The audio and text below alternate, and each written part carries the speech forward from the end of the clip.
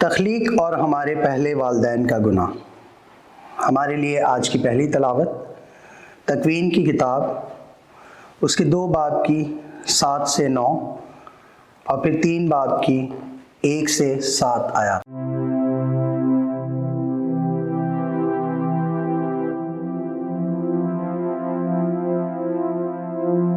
خداوند خدا نے زمین کی مٹی سے انسان کو بنایا اور اس کے نتنوں میں زندگی کا دم پھونکا اور انسان جیتی جان ہوا۔ اور خداوند خدا نے مشرق کی طرف عدن میں ایک باغ لگایا اور انسان کو جسے اس نے بنایا اس میں رکھا۔ اور خداوند خدا نے ہر طرح کے درخت جو دیکھنے میں خوشنما اور کھانے کے لیے لذیذ تھے زمین سے اگائے، اور باغ کے وسط میں شجر حیات اور نیک و بد کی پہچان کا درخت۔ اور سانپ زمین کے سب جانوروں سے جنہیں خداوند خدا بنا چکا تھا مکار تھا۔ اس نے عورت سے کہا، کیا در حقیقت خدا نے تمہیں حکم دیا ہے کہ تم باغ کے کسی درخت کا پھل نہ کھانا؟ اور عورت نے سانپ سے کہا کہ باغ کے ہر درخت کا پھل ہم کھاتے تو ہیں، مگر جو درخت باغ کے درمیان ہے خدا نے صرف اس کی بابت حکم دیا کہ پھل نہ کھانا اور نہ چھونا ورنہ مر جاؤ گے۔ تب سانپ نے عورت سے کہا، تم ہرگز نہ مرو گے، بلکہ خدا جانتا ہے کہ جس دن تم اس سے کھاؤ گے تمہاری آنکھیں کھل جائیں گی اور تم خدا کی مانند نیک و بد کے جاننے والے بن جاؤ گے۔ عورت نے بھی دیکھا تھا کہ وہ درخت کھانے میں اچھا اور دیکھنے میں خوشنما اور عقل حاصل کرنے میں خوب معلوم ہوتا ہے، تو اس نے اس کے پھل میں سے لیا اور کھایا اور اپنے شوہر کو بھی دیا، اور اس نے کھایا اور دونوں کی آنکھیں کھل گئیں، اور اپنی عریانی محسوس کر کے انہوں نے انجیر کے پتوں کو سی لیا اور اپنے لیے لنگیاں بنائیں۔ پاک کلام کے پڑھے اور سنے جانے پر خدا کی برکت ہو، خدا کا شکر ہو۔ جماعتی جواب، اے خداوند ہم پر رحم کر کیونکہ ہم گنہگار ہیں۔ اے خدا اپنی رحم دلی کے مطابق مجھ پر رحم کر اور اپنی رحمتوں کی کثرت کے مطابق میرے گناہ مٹا دے۔ میری بدی کو اچھی طرح سے مجھ سے دھو ڈال اور میری خطا سے مجھے پاک کر۔ جماعتی جواب، اے خداوند ہم پر رحم کر کیونکہ ہم گنہگار ہیں۔ کیونکہ میں اپنی ناراستی سے واقف ہوں اور میرا گناہ ہر وقت میرے پیش نگاہ ہے۔ میں نے صرف تیرا ہی گناہ کیا ہے اور مجھ سے وہ کام ہوا جو تیری نظر میں برا ہے۔ جماعتی جواب، اے خداوند ہم پر رحم کر کیونکہ ہم گنہگار ہیں۔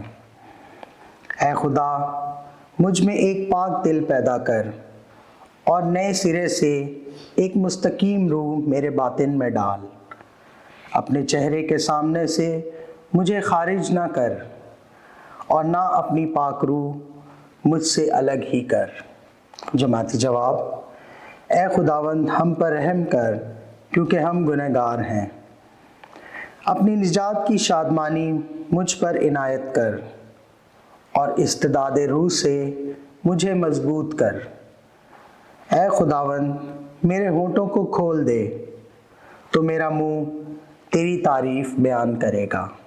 جماعتی جواب، اے خداوند ہم پر رحم کر کیونکہ ہم گنہگار ہیں۔ گناہوں کی کثرت فضل کی افراط کا باعث ہوئی۔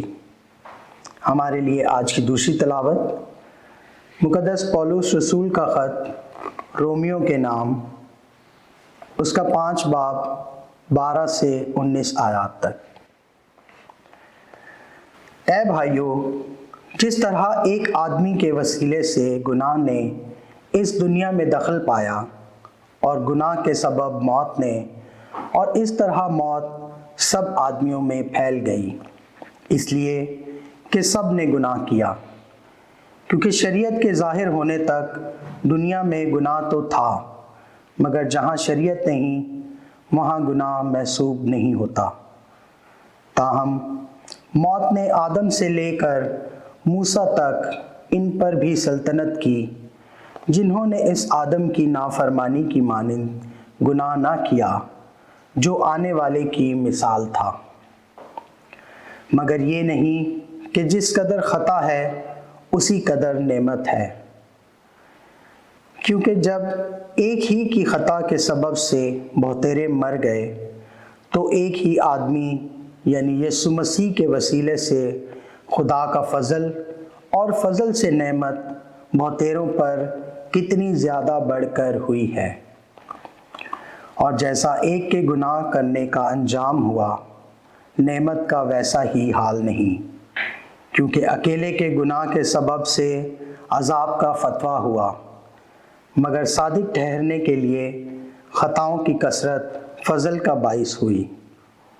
کیونکہ جب ایک ہی کی خطا کے سبب سے موت نے اسی ایک ہی کے وسیلے سے سلطنت کی ہے، تو جو لوگ فضل اور صداقت کی نعمت افراد سے پاتے ہیں، وہ ایک ہی کے یعنی یسوع مسیح کے وسیلے سے حیات میں کتنی زیادہ سلطنت کریں گے۔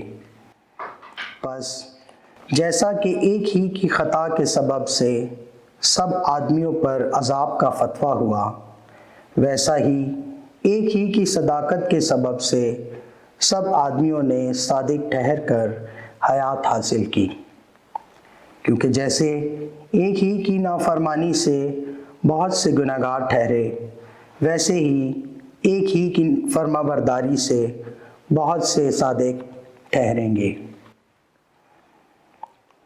پاک کلام کے پڑھے اور سنے جانے پر خدا کی برکت ہو، خدا کا شکر ہو۔